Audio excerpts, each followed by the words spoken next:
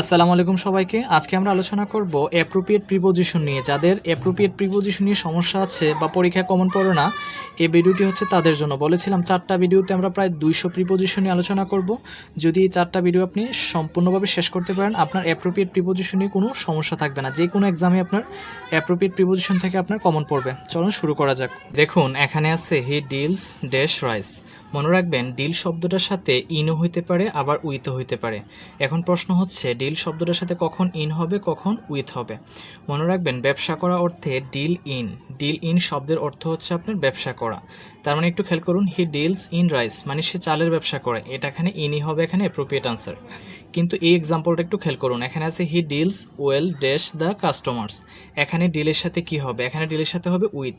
Deal with শব্দের অর্থ হচ্ছে ব্যবহার করা, মানে কারোর সাথে ভালো ব্যবহার করা অর্থে আমরা ডিলের সাথে কি ইউজ করব, উইথ ইউজ করব। তার মানে দেখুন he deals well with the customers মানে সে কাস্টমারদের সাথে কি ভালো ব্যবহার করে, তার মানে এখানে ডিলের সাথে কি হচ্ছে, উইথ হচ্ছে।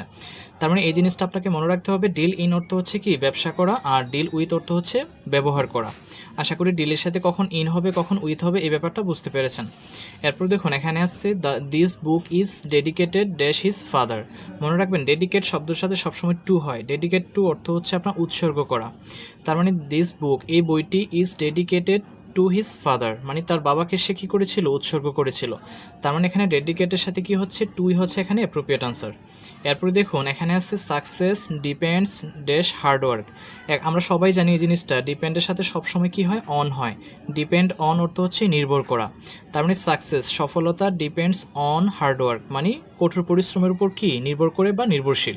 তার মানে এখানে ডিপেন্ডের সাথে কি হচ্ছে, অন হচ্ছে নির্ভর করা অর্থে। এরপর দেখুন এখানে আছে he has no desire dash ফেম।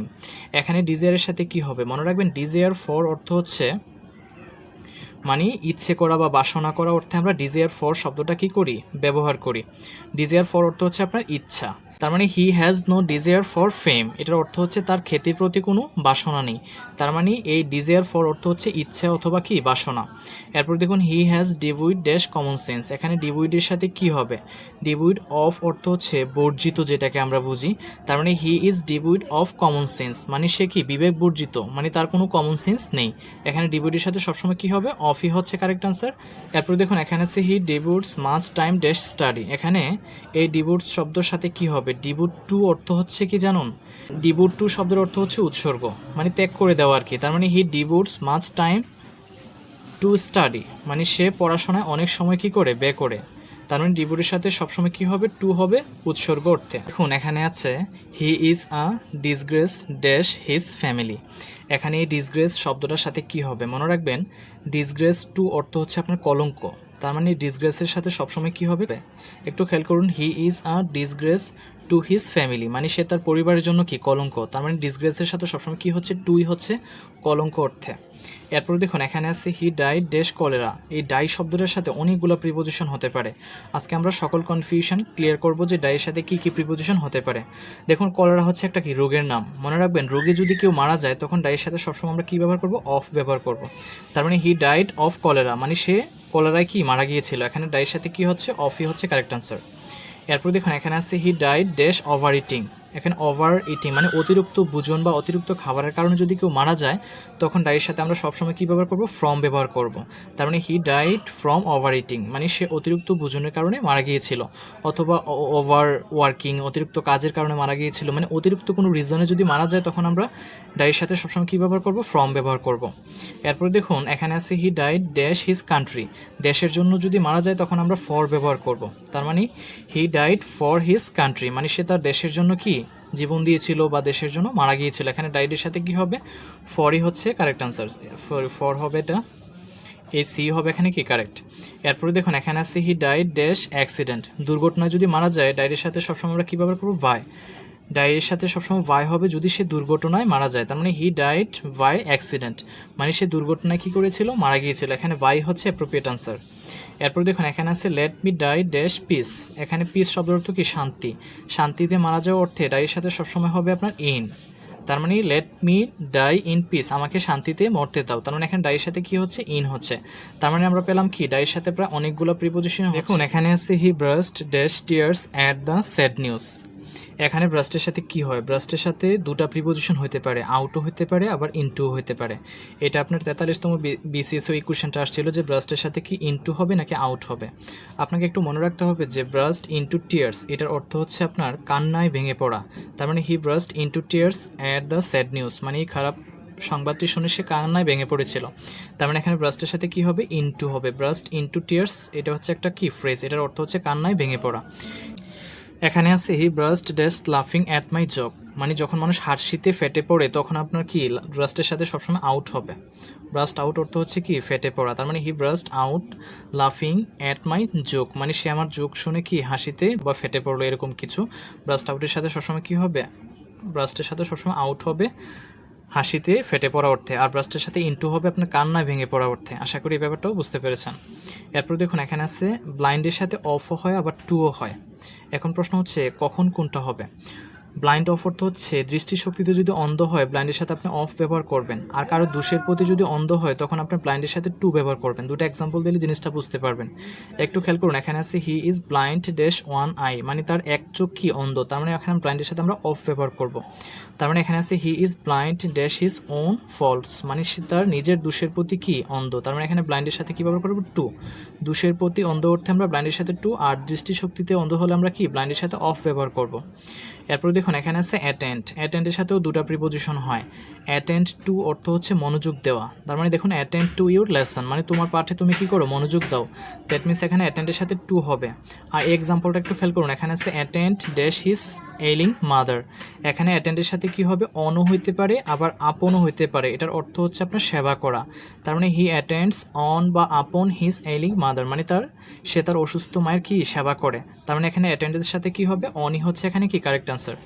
এরপর দেখুন এখানে আছে he has ashamed dash what he has done, এখানে আমরা জানি অ্যাশেমড অফ অর্থ হচ্ছে কি লজ্জিত, তার মানে অ্যাশেমডের সাথে কি হবে, অফ হবে। এই অর্থটা একটু খেয়াল করুন, এখানে আসছে কি he is ashamed of what he has done, এটার অর্থ হচ্ছে সে যা করেছে সে কারণে আমি কি লজ্জিত, তার মানে এখানে অ্যাশেমডের সাথে কি হবে, অফই হচ্ছে কারেক্ট আনসার।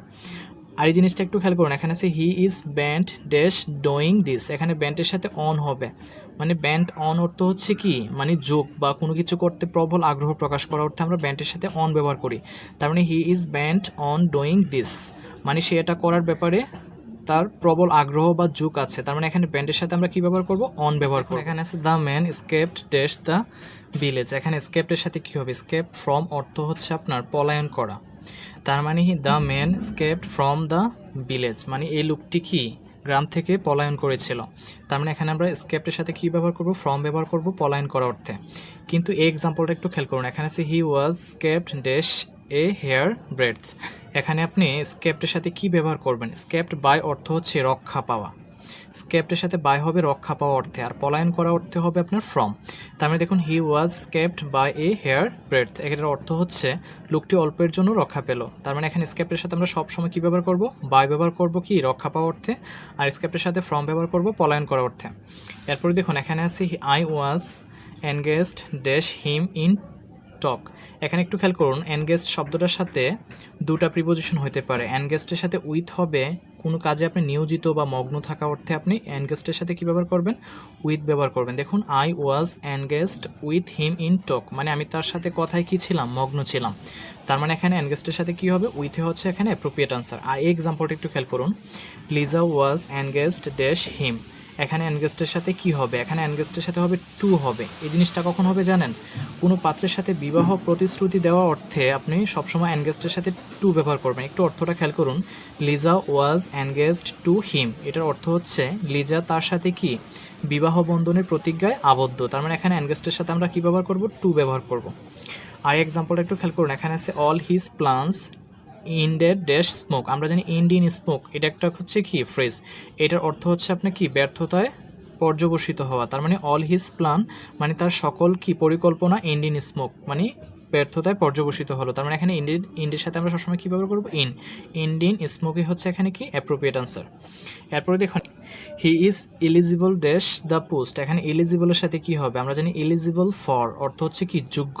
তার মানে he is eligible for the post, মানে সে এই পোস্টের জন্য কি যোগ্য। এখানে এলিজিবলের সাথে ফরই হবে অ্যাপ্রোপ্রিয়েট আনসার। এরপর দেখুন এখানে আছে হিজ অ্যাবসেন্স, তার অনুপস্থিতি ইজ ডিউ ড্যাশ ইলনেস, এখানে ডিউর সাথে কি হবে, ডিউ টু অর্থ হচ্ছে কারণে, তার মানে দেখুন his absence is due to illness, মানে তার অনুপস্থিতি তার অসুস্থতার কারণে। এখানে ডিউর সাথে কি হচ্ছে, টুই হচ্ছে এখানে অ্যাপ্রোপ্রিয়েট আনসার। দেখুন এখানে আছে his advice counts dash nothing, এখানে কাউন্টের সাথে কি হবে, কাউন্টের সাথে মনে রাখবেন দুটা প্রিপোজিশন হয়। কাউন্ট ফর অর্থ হচ্ছে গণ্য হওয়া, তার মানে দেখুন his advice counts for nothing, মানে তার উপদেশ কাজে আসলো না, তার মানে এখানে কাউন্টসের সাথে কি হবে, ফর হবে আপনার। আর এই এক্সাম্পলটা একটু দেখুন, I count dash your help for this work, এখানে কাউন্টের সাথে কি হবে, এখানে কাউন্টের সাথে হবে আপনার আপন হবে। কাউন্ট আপন অর্থ হচ্ছে নির্ভর করা, তার মানে আই কাউন্ট আপন মানে আমি নির্ভর করি ইউর হেল্প তোমার সাহায্যের উপর, ফর দিস ওয়ার্ক মানে এই কাজের জন্য আমি তোমার সাহায্যের উপর কি করি, নির্ভর করি। তার মানে এখানে কাউন্টের সাথে কি হচ্ছে, আপন হচ্ছে নির্ভর করা অর্থে, এটাই হচ্ছে এখানে অ্যাপ্রোপ্রিয়েট আনসার। আর এটা একটু খেয়াল করুন, এখানে আছে হি ইজ ডেফ ড্যাশ 1 ইয়ার, এখানে ডিফের সাথে কি হবে, ডিফের সাথেও দুটো প্রিপোজিশন হয়, মনে রাখবেন ডিফ অফ অর্থ হচ্ছে বদির, মানে যে মানুষটা কানে শোনে না তাকে আমরা ডিফ অফ বলতে পারি। তার মানে হি ইজ ডিফ অফ 1 ইয়ার, মানে সে এক কানে শোনে না, তার মানে এখানে ডিফের সাথে কি হচ্ছে, অফই হচ্ছে এখানে অ্যাপ্রোপ্রিয়েট আনসার। আর এই এক্সাম্পলটা একটু খেয়াল করুন, এখানে আছে he is deaf dash my request, এখানে ডিফের সাথে কি হবে, অফ হবে নাকি অন্য কিছু হবে, এখানে ডিফের সাথে হবে টু, এটার অর্থ হচ্ছে আপনি কানে শুনেন কিন্তু আপনি শুনতে ইচ্ছুক না, তার মানে দেখুন he is deaf to my request, মানে সে আমার কি অনুরোধ শুনতে অনিচ্ছুক, মানে সে শুনতে চাচ্ছে না আর কি, কানে শুনে কিন্তু সে ইন্টারেস্টেড না শুনতে, এরকম অর্থে ডিফের সাথে আমরা কী ব্যবহার করব, টু ব্যবহার করব। আর মানুষ যদি কানে না শুনে তখন আমরা বদির অর্থে ডিফের সাথে অফ ব্যবহার করব, তার মানে এর সাথে টুই হচ্ছে এখানে কি অ্যাপ্রোপ্রিয়েট আনসার। এরপর দেখুন এখানে আছে I can not cop dash the situation, এখানে কপের সাথে কি হবে, মনে রাখবেন কপ উইথ অর্থ হচ্ছে কি সামলানো বা মানিয়ে নেওয়া, যেটাকে আমরা বুঝি আর কি। তার মানে দেখুন I can not cup with the situation, মানে আমি এই পরিস্থিতির সাথে মানিয়ে নিতে পারি না, তার মানে এখানে কপের সাথে কি হবে আপনার, উইথই হবে এখানে অ্যাপ্রোপ্রিয়েট আনসার। এরপর দেখুন এখানে he has no control dash his brother, এখানে কন্ট্রোলের সাথে কি হবে, মনে রাখবেন কন্ট্রোল ওভার অর্থ হচ্ছে নিয়ন্ত্রণ, তার মানে he has no control over his brother, মানে তার ভাইয়ের উপর তার কোনো কি নেই, নিয়ন্ত্রণ নেই, এখানে কন্ট্রোলের সাথে ওভারই হচ্ছে কি কারেক্ট আনসার।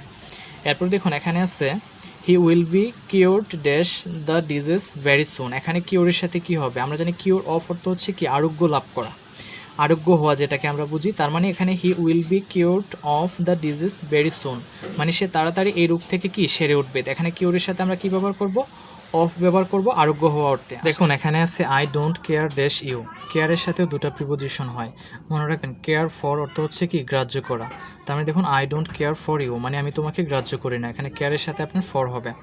আর এই এক্সাম্পলটা একটু দেখুন, এখানে আছে take care dash your health, এখানে কেয়ারের সাথে কি হবে, কেয়ার অফ অর্থ হচ্ছে কি যত্ন নেওয়া, তার মানে take care of your health মানে তোমার কি স্বাস্থ্যের যত্ন নিয়ে, এখানে কেয়ারের সাথে কি হচ্ছে, অফ হচ্ছে। এরপর দেখুন এখানে আছে he is capable dash doing this alone, এখানে ক্যাপেবলের সাথে কি হবে, ক্যাপেবল অফ অর্থ হচ্ছে কি সক্ষম, দেখুন he is capable of doing this alone মানে সেটা একা করতেই কি সক্ষম, তার মানে এখানে ক্যাপেবলের সাথে কি হবে আপনার, অফ হবে। আর এই এক্সাম্পলটা একটু খেয়াল করুন, এখানে আছে he has a capacity dash hard work, ক্যাপাসিটির সাথে কিন্তু আবার ফর হয়, ক্যাপাসিটি ফর অর্থ হচ্ছে আপনার যোগ্যতা, তার মানে দেখুন he has a capacity for hard work মানে তার কঠোর পরিশ্রম করার কি আছে, ক্ষমতা বা যোগ্যতা আছে, তার মানে ক্যাপাসিটির সাথে আমরা কী ব্যবহার করব, ফর ব্যবহার করব। এরপর দেখুন এখানে আছে he is callous dash my sufferings, এখানে ক্যালাসের সাথে কি হবে, ক্যালাস শব্দের সাথে হবে আপনার টু, ক্যালাস টু অর্থ হচ্ছে কি আপনার উদাসীন, যেটাকে আমরা বুঝি he is callous to my suffering মানে সে আমার ভোগান্তির ব্যাপারে কি উদাসীন, তার মানে এখানে আমরা কি ইউজ করব, ক্যালাসের সাথে টু ব্যবহার করব। আর এখানে আছে don't boost dash your wealth, এখানে বুস্টের সাথে কি হবে, বুস্ট অফ অর্থ হচ্ছে গর্ব করা, তার মানে দেখুন don't boost of your wealth মানে সম্পদের গর্ব করো না, তার মানে এখানে আছে বুস্টের সাথে অফ হবে। আর এখানে দেখুন এখানে আছে this ship is bound dash England, এখানে বাউন্ডের সাথে কি হবে, আমরা জানি বাউন্ড ফর অর্থ হচ্ছে কোনো স্থানের উদ্দেশ্যে যাত্রা করা, তার মানে the ship is bound for England মানে জাহাজটি ইংল্যান্ড যাচ্ছে, এখানে বাউন্ডের সাথে কি হবে আপনার ফরই হচ্ছে এখানে অ্যাপ্রোপ্রিয়েট। এখন এখানে আছে his action is contrary dash his words, এখানে কন্ট্রারির সাথে কি হবে, আমরা জানি কি কন্ট্রারি টু অর্থ হচ্ছে কি বিপরীত, তার মানে একটু খেয়াল করুন হিজ অ্যাকশন মানে তার কাজ বা তার কর্মকাণ্ড, his contrary to his words মানে তার কর্মকাণ্ড তার কথার কি বিপরীত, তার মানে এখানে কন্ট্রারির সাথে সবসময় কি হবে, টু হবে বিপরীত অর্থে।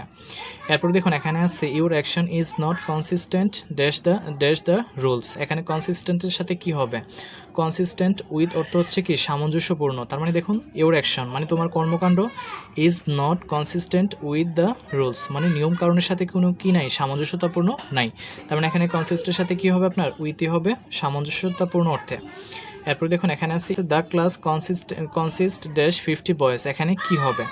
কনসিস্টের সাথে অফ হয় মানে গঠিত হওয়া অর্থে। যদি বলি কি the team is consist of 11 members, মানে দলটি কি 11 জন সদস্য নিয়ে গঠিত। তার মানে এখানে দেখুন the class consist of 50 boys, মানে ক্লাসে কি আছে 50 জন বালক আছে বা 50 জন বালক নিয়ে কি ক্লাসটি, তার মানে এখানে কনসিস্টের সাথে কি হবে আপনার অফ হবে। এরপর দেখুন এখানে আছে I congratulate you dash your success, এখানে কনগ্রাচুলেটের সাথে কি হবে? কনগ্রাচুলেট অন অর্থ হচ্ছে কি অভিনন্দন জানানো। তার মানে I congratulate you on your success, মানে তোমাকে তোমার সফলতার জন্য কি করি? অভিনন্দন করি। এখানে কনগ্রাচুলেটের সাথে কি হবে আপনার সবসময়? অন হবে, অভিনন্দন জানানো অর্থে। এরপর দেখুন এটা খুবই গুরুত্বপূর্ণ, এটা আমরা অনেকেই ভুল করে ফেলি। He is confined dash a room for 5 days, এখানে দেখুন he is confined dash bed. কনফাইন্ডের সাথে ইনও হইতে পারে আবার টুও হইতে পারে। এখন প্রশ্ন হচ্ছে ইন হবে কখন, টু হবে কখন? কনফাইন্ড ইন অর্থ হচ্ছে আবদ্ধ থাকা, কনফাইন্ড টু অর্থ হচ্ছে আবদ্ধ থাকা। এখন কখন আপনি কোনটা ব্যবহার করবেন? দেখুন কনফাইন্ডের সাথে ইন হবে তখন যখন আপনি কি একটা রুমের মধ্যে আবদ্ধ থাকবেন। তার মানে দেখুন he is confined in a room for 5 days, মানে সে 5 দিন ধরে এই রুমে কি আবদ্ধ। তার মানে এখানে ইন হবে অ্যাপ্রোপ্রিয়েট অ্যান্সার। আর এই এক্সাম্পলটা একটু খেয়াল করুন, বিছানায় আবদ্ধ থাকা অর্থে কনফাইন্ডের সাথে সবসময় আমরা টু ব্যবহার করব। তার মানে দেখুন he is confined to bed, মানে সে কি বিছানায় সজ্জাগত বা বিছানায় সে আবদ্ধ। তার মানে এখানে কনফাইন্ডের সাথে আমরা কি ব্যবহার করব? টুই ব্যবহার করব। এটাই হচ্ছে এখানে অ্যাপ্রোপ্রিয়েট। এরপর দেখুন এখানে আছে I am confident dash my success, এখানে কনফিডেন্টের সাথে কি হবে? কনফিডেন্ট অফ অর্থ হচ্ছে কি আত্মবিশ্বাসী। তার মানে I am confident of my success, মানে আমি আমার সফলতার ব্যাপারে কি আত্মবিশ্বাসী। এখানে কনফিডেন্টের সাথে সবসময় কি হবে? অফ হবে, আত্মবিশ্বাসী বোঝায়।